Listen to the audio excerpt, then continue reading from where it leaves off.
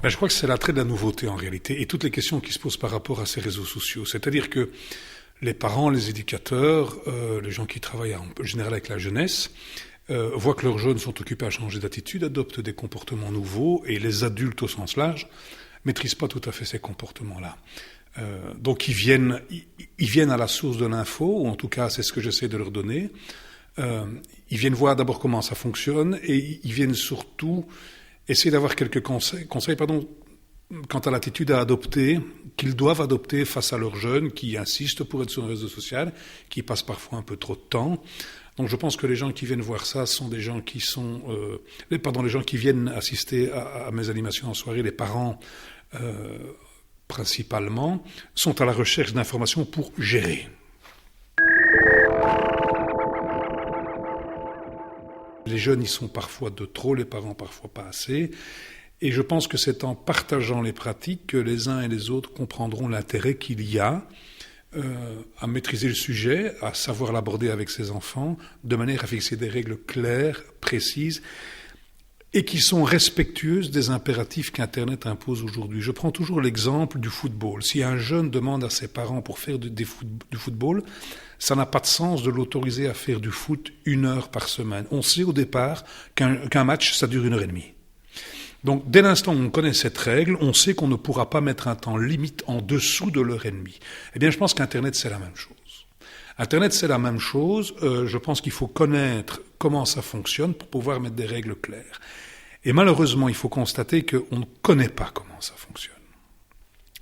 Un autre exemple, qui est celui que je vais emprunter à quelqu'un qui travaille de temps en temps avec moi, qui s'appelle Olivier Bogart et qui travaille à la police fédérale et à la RTBF. Quand un papa enlève les petites roues du vélo de son fils et que le fils ou la fille s'élance sur 2 roues, on dit « chouette, il maîtrise l'outil vélo ». Mais ce n'est pas parce qu'un enfant de 6 ans, de 7 ans, de 8 ans sait rouler sans les petites roues qu'il connaît le code de la route. Eh bien, Internet, c'est exactement la même chose. Les réseaux sociaux, c'est exactement la même chose. Ce n'est pas parce qu'un adolescent montre énormément de dextérité dans la manipulation de la machine et une mise en page et la création d'un profil sur un réseau social qu'il connaît aussi les règles qui sont afférentes au droit d'expression, à la liberté d'expression, au droit d'auteur, au respect de la vie privée. Donc, l'éducation est à faire là-dedans. C'est l'école qui se chargera, par exemple, de l'apprentissage du code de la route et jusqu'à présent, il n'y a pas encore d'enseignement par rapport aux chartes de déontologie, il n'y a pas encore d'enseignement par rapport au savoir-être sur les réseaux sociaux et au respect de la législation en cours. Je pense qu'il est important de le dire que Facebook ne fera jamais qu'avec ce que vous lui donnez. Je veux dire par là que Facebook est une plateforme d'hébergement qui va héberger des contenus, mais ces contenus, ce sont les internautes qui les placent. Et si effectivement on est, comme vous dites, espionné sur Facebook, on sera uniquement espionné en fonction de ce qu'on met sur le réseau social. Je veux dire par là, c'est que plus les informations que l'on y mettra seront simples et discrètes, au moins de recoupement ou d'espionnage il pourra y avoir. Donc c'est là aussi un travail d'éducation permanente, à la fois pour les adultes et pour les adolescents, de leur dire attention parce que avec ce que vous allez mettre en ligne sur les réseaux sociaux, on va pouvoir faire des statistiques, faire de la publicité, etc., etc. Mais ce que vous allez mettre sur les réseaux sociaux peut aussi, à un moment donné ou à un autre, servir à vous nuire dans le cadre d'une cyber-réputation, par exemple. J'ai d'ailleurs quelques images qui passent lors des animations, qui montrent que certaines personnes se mettent quelque part en danger professionnellement parlant parce que sur un réseau social, ils ont des propos, ils ont des photos qui mettent en cause, par exemple, leur société. Et ça, c'est inacceptable. Donc là encore, c'est une question d'éducation. Je pense qu'il faut bien mettre en tête des parents que si Facebook espionne, c'est parce qu'on lui donne à espionner. Tous les procès qui ont eu lieu avec des employeurs et des employés ne mettent pas en cause la plateforme, mettent en cause les comportements des gens. Et c'est à ça qu'il faut être attentif et c'est pour ça qu'il faut éduquer parce que, encore une fois, ces réseaux sociaux sont des nouveaux comportements. Facebook a 1,3 milliard d'inscrits et n'a que 8 ans. Donc forcément, en 8 ans, c'est un tiers de génération. On n'a pas encore acquis des bons réflexes. Et je pense qu'il est temps d'y penser.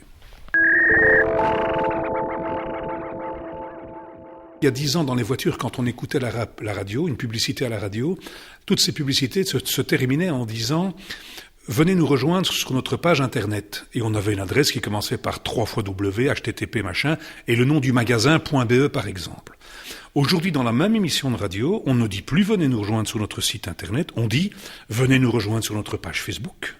L'émission dans laquelle passe cette publicité a sa page Facebook, et l'animateur de l'émission dans laquelle passe la publicité a lui aussi sa page Facebook.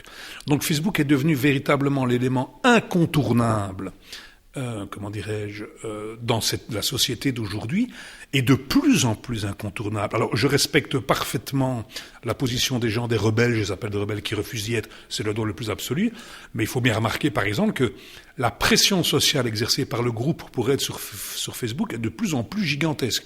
Il y a, par exemple, des associations sportives, des mouvements de jeunesse, qui font circuler leurs convocations via Facebook. Si l'enfant veut être informé, il a intérêt à y être. Donc voilà, je pense que si on nie à tout prix l'existence de Facebook, si on interdit à un jeune d'y être, alors que une partie de sa vie sociale, et on peut chipoter sur le terme social dès l'instant où ça devient virtuel, si une partie de sa vie sociale se gère et se règle sur Facebook, je pense qu'il est plus intéressant et sincèrement plus intelligent d'accompagner le jeune que de l'interdire, parce que à l'adolescence, l'interdit est tentant. Il ira chez le voisin d'où il aura très facilement l'opportunité de créer un profil Facebook, et sans être accompagné, il risque d'y faire tout et n'importe quoi. Et ça devient dangereux. C'est un tout petit peu comme si on lance demain un jeune dans la rue sans lui avoir appris à traverser dans les clous et au moment où le feu est vert pour les piétons. On n'aura peut-être pas d'accident, mais on doit bien admettre que le risque est plus grand. Donc je suis un fervent défenseur de l'accompagnement du jeune dans toutes ces nouvelles démarches, et je le répète, pour que l'accompagnement soit efficace, il est indispensable que les gens qui accompagnent soient formés pour le faire.